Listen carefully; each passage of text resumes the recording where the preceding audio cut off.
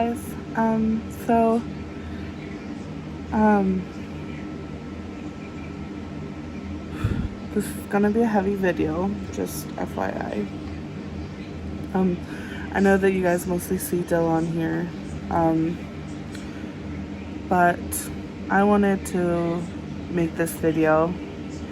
I've always been in the background of things and watching Dill do his thing with you guys, and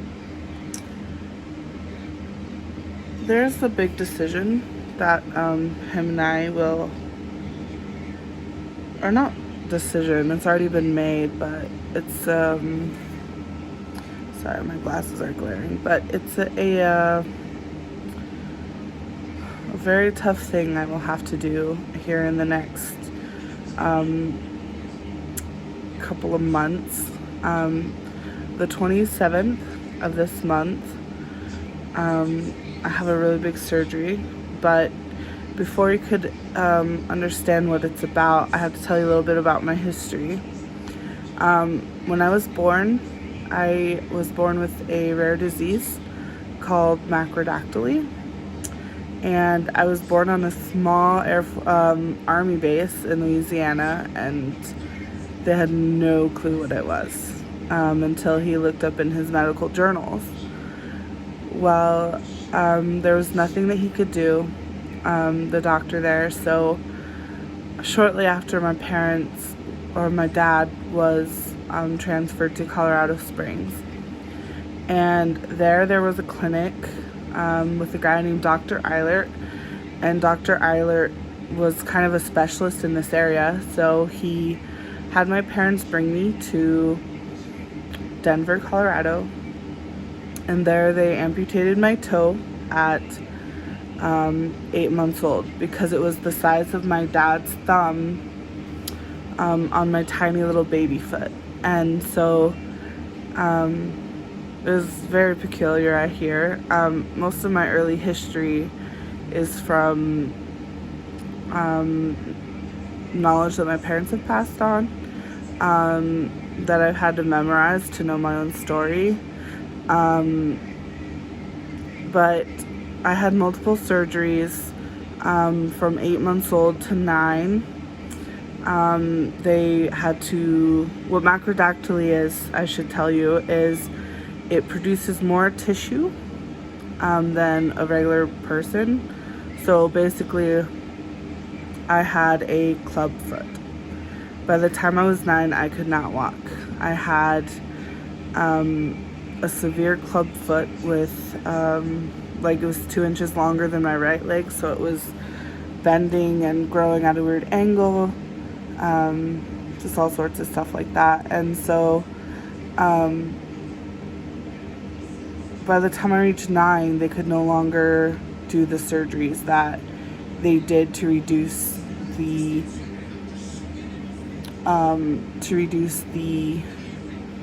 scar tissue. And so Dylan is interrupting. Anyway,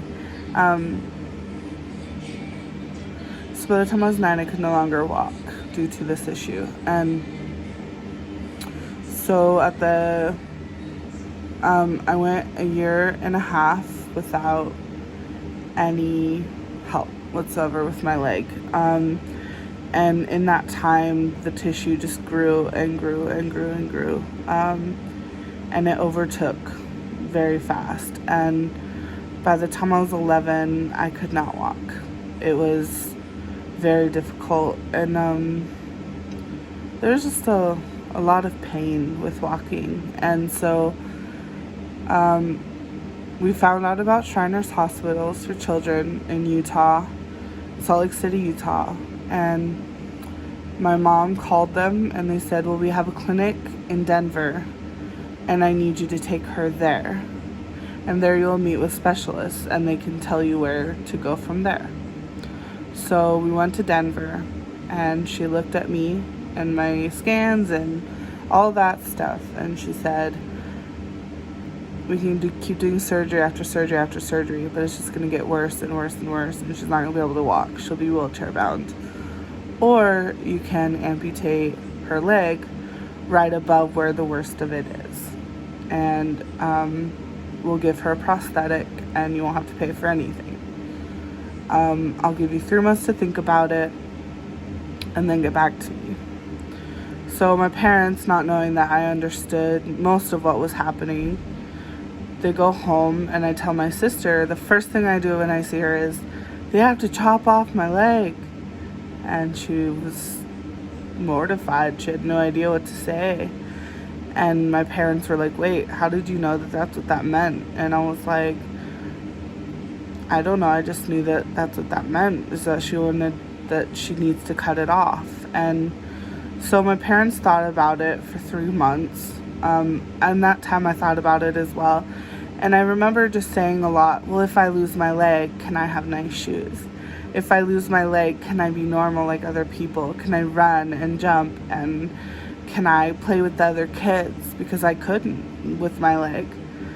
It was so severe that I could barely walk, let alone run and jump and do all the things the other kids could. So my parents decided that it would be best for me, due to my quality of life that I was living, that it was best that they have my leg amputated, mid-shin. So November 26th of 2003, they amputated my leg, and it was a mess. What normally takes 5 to 6 hours took 8. And I remember waking up and just not giving a crap about anything. I had an epidural, I was on morphine. I mean, I was just floating at that point, you know. I didn't really understand what we had done until about 7 days later, when they started undressing everything. And I saw my leg for the first time, and I wanted to cry, like, so hard. And I believe I did. I don't remember a lot about that time, but for the most part, it was devastating. And we went home, and I got a severe infection in the surgery site. And so they had to go in and revise it. I was about 2 days away from sepsis, and so they had to go in and clear it all out and shave more off and close it up. And this time I didn't have the epidural and all the things, so I felt everything, and it was agony. And I just remember laying there wishing for death. It was hard. And I eventually remember just going home, and I laid in bed in a room alone for a good 14 hours a day, just sleeping it off, or just in my own little world. And then as things started getting better, I was able to go to physical therapy, and I was able to get my first prosthetic, which was also a huge shit show. I started getting blisters. I just couldn't handle the tension that some of the prosthetics put on my leg. I was too sensitive. So that made the process go longer. So I was off. I was without a leg for 14 months. And then when I did have a leg, I still had to use a walker with my leg until about 3 months later. And then I was able to walk like a normal person. And I gradually got more confidence to run, and then the comments started, and I lost my confidence. And then after that, I had multiple surgeries due to like bone spurs and what they call penciling, and they took staples out of my knees, put more in, and took them out, and put more in, and they did so many surgeries. Between the initial amputation and by the time I was 17, I had 10 surgeries, and this was all to just repair stuff that was going wrong. And the surgeon had told my parents that I needed to be careful because by the time I turned 30, I could have severe arthritis in my hips and knees. Well, throughout the years, so this all started, like I said, when I was 11. I'm now 29. So this all loops around to I have arthritis in my left knee. So bad that they need to cut more off at my knee, through my knee, in order to fix it to where I have a quality of life where I can exercise and run and do all of the things that most people don't even think twice about doing. So we have to go to, July 27th, and this year, 2021, and I'm going to consult with a limb salvage specialist, and we're going to talk about it, but I've known this since April that it has to be done, and of course it's devastating news. You would think, oh, it's just 5 more inches. What's 5 more inches, right? But we all know 5 inches matters. Anyway, I am losing more of myself, and I don't normally open up about this stuff because who wants to hear it, right? But the closer it comes, the more terrified I get. The more I dread, the more it becomes reality that sometimes life isn't what you expect.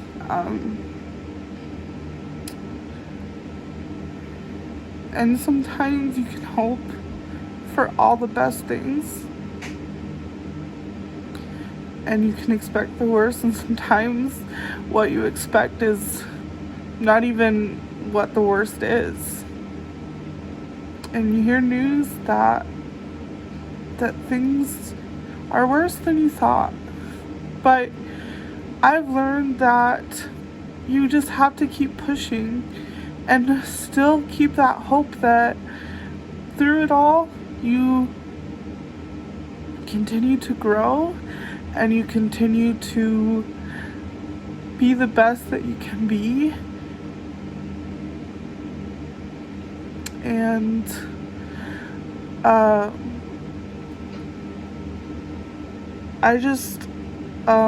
Dylan asked for permission to bring you guys along on this journey, and we'll keep you updated.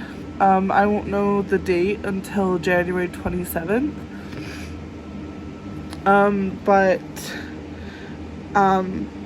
in all of this, I just want to say that so far you guys have been respectful and loving and supportive, and I know that this channel is about our life, and you guys don't really hear that much from me. I'm always doing stuff behind the lines, whether it seems important or not to most people, but I finished school, so there's that. But in the middle of it all, I want you guys to know that